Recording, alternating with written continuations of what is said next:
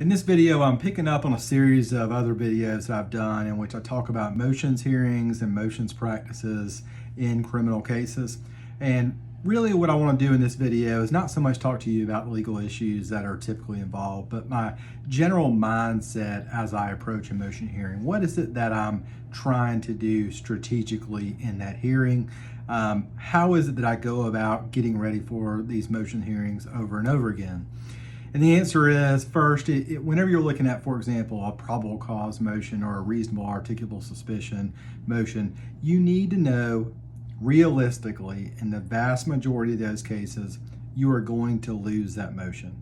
You're not having that motion necessarily to win it. Obviously, if you win it, great. But in the vast majority of cases, you're not going to win that motion.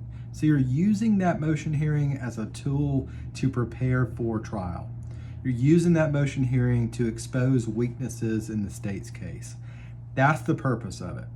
It's not to go in, certainly you want to do your best to try to win that motion, but it's not to go in the vast majority of cases and win it.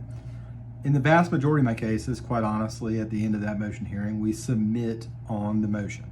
So whenever I'm arguing probable cause, for example, I submit on the facts of the case. I just let the judge make a decision based on the evidence that he or she heard in the course of the hearing. So that's the way that a probable cause hearing is typically resolved. Now there's more technical issues, for example, a Harper challenge to Romberg evidence. Whenever I have to confront those types of issues, they are very technical issues and ones that I truly anticipate winning in the vast majority of cases where I'm actually having to argue those. So there's certainly a difference in those types of issues where I know that I have got an extremely good legal basis to argue that motion from, and that the law is pretty favorable to me, as opposed to a probable cause motion in a DUI case where the law, generally speaking, is very unfavorable to a defendant. So you got to know what the likely outcome is, and you got to know what your goals are moving forward from there, because if you're hanging your hat on winning a probable cause motion, things generally are not going to go very well for you. That cannot be the end all be all for you. You got to be getting ready for actual trial preparation in the course of the hearing. So that's first. Second is you need to actually prepare as though it truly matters. Briefing the issues on very technical issues. Now, you don't need to brief probable cause, for example, to the judge. Most of your state court judges would kind of laugh if you brought in a brief on probable cause in the vast majority of cases. There may be some exceptions to it where you have really thin evidence where the judge asks for briefing. That brief typically is going to be super fact intensive. It doesn't need to be a lot of law because, quite honestly, they know his law as well as anyone is going to in terms of probable cause. They hear that motion day in, day out. You really don't have to get bogged down in it. If you do have to submit a brief on probable cause, you're really just going through and saying, Judge, this is the only piece of evidence that you have that the state's relying upon to support probable cause to arrest. For example, odor of alcohol, that sort of thing.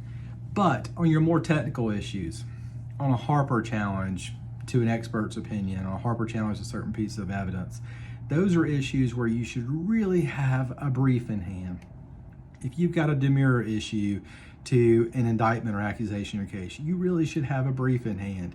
That should be briefed beforehand, not one that you're submitting after the hearing probably.